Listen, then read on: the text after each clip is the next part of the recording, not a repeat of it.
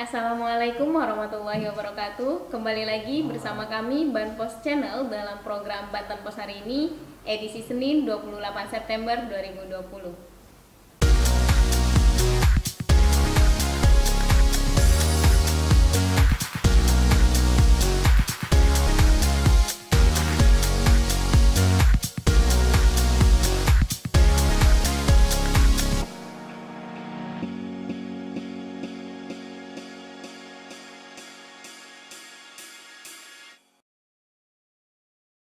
Saya Irat Suirat, saat ini bersama dengan pimpinan redaksi Banten Pos, Bang Chandra Maga, yang akan menyampaikan ringkasan berita pada koran harian Banten Pos edisi hari ini.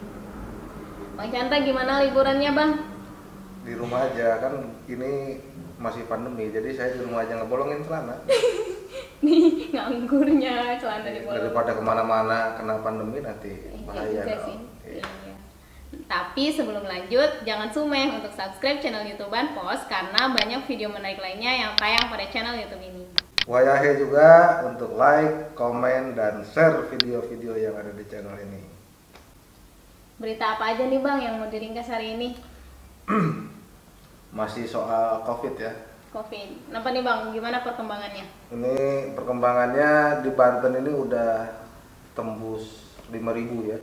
Wow, 5.000. Kan ini udah PSBB Bang. Kok bisa tembus 5.000? Iya, jadi sekarang ini 5.224. Wow. 5.244 ya. Dan memang PSBB-nya udah perpanjangan ya.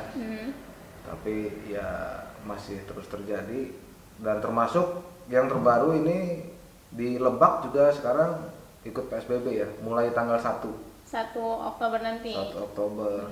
Dia juga sudah mulai menerapkan, ya mudah-mudahan ada pengaruhnya ya untuk menekan penyebaran COVID-19. Tapi kan Bang, walaupun ini udah nyampe 5.000, swabnya belum maksimal kan ya Bang ya? Ya, Gimana tuh? ini juga proses swab di Banten ini terbilang kita ini cukup lambat ya, karena secara normalnya gitu kan, standar WHO kalau tes swab itu minimalnya harusnya 1% dari jumlah penduduk atau 10.000 per 1 juta ya.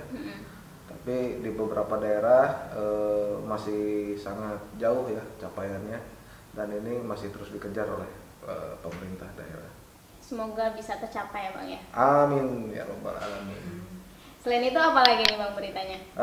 Selain COVID, kita juga ada berita soal BUMD di Banten. Kita jadi punya judul BUMD Banten disebut keblinger. Ya, keblinger ya. Kenapa tuh Bang disebut keblinger? Iya, jadi ada beberapa persoalan ya di beberapa BUMD seperti di yang baru dibentuk ya, BUMD Agribisnis, maupun di Bank Banten ya. Bank Banten ini kan ada di bawah PT BGD ya, jadi kita anggap sebagai BUMD juga. Soal PT yang agribisnis ini ada permasalahan soal penunjukan komisaris ya dari kalangan PNS, dan prosedurnya juga dianggap bermasalah, sehingga penyertaan modalnya ini ditahan sama DPRD Banten. Terus kalau soal Bank Bantennya ini Bareskrim Polri sudah mengeluarkan SPDP ya. Iya. SPDP, surat pemberitahuan dimulainya penyidikan tentang dugaan kredit fiktif yang ada di Bank Banten. Oke. Nih Bang, kalau berita indep kita kan hari Senin kan ada yang berbeda nih biasanya. Iya. Indepnya, di indep ada apa aja nih Bang? Ya, kita kan setiap Senin kan selalu tampil Lebih menawan. Oh iya ya. Oh iya. Jadi buat indep kita ini adalah tulisan yang paling kita tonjolkan hari ini. Ya, ini soal rencana kerja daerah pemerintah ya. Rencana kerja pemerintah daerah RKPD. Gimana tuh Bang?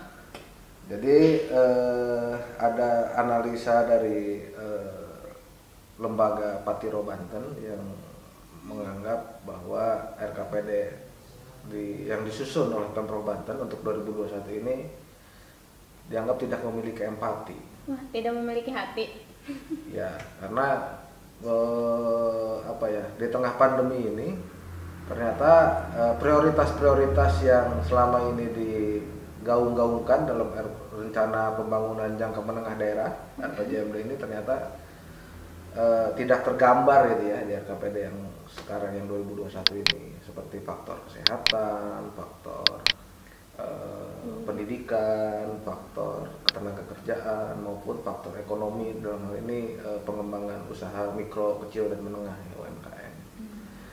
Jadi dianggap lebih lebih mementingkan proyek-proyek yang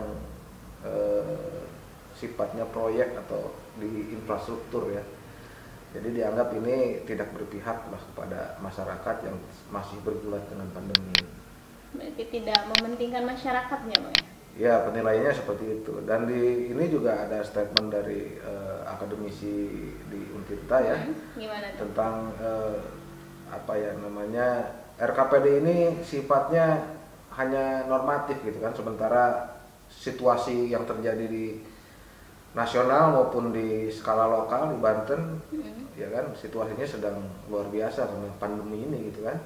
Tapi Pemprov terkesan bermain aman dengan berbicara RKPD yang normatif, sementara masyarakat kan membutuhkan hal-hal yang terobosan baru, gimana caranya supaya tengah pandemi ini juga ekonomi masyarakat bisa bergerak, saya kira itu.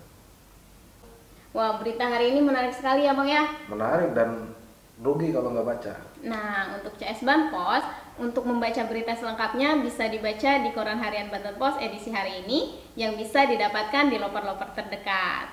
Bisa juga melalui langganan grup WhatsApp yang linknya ada di deskripsi video ini, atau bisa diunduh di website kami di portal banpos.co. Ya, demikian penyampaian ringkasan berita hari ini. Kembali saya ingatkan untuk CS Banpos yang belum subscribe channel YouTube Banpos, jangan sumeh untuk subscribe channel YouTube-nya ya, karena banyak sekali video yang menarik lainnya dan juga yang informatif yang bisa memberikan wawasan kepada CS Banpos. Wayahe juga untuk like, komen, dan share. Baiklah, saya Irat Suirat. Saya Chandra Maga. Pamit undur diri. Billahi taufiq wal hidayah. Wassalamualaikum warahmatullahi wabarakatuh.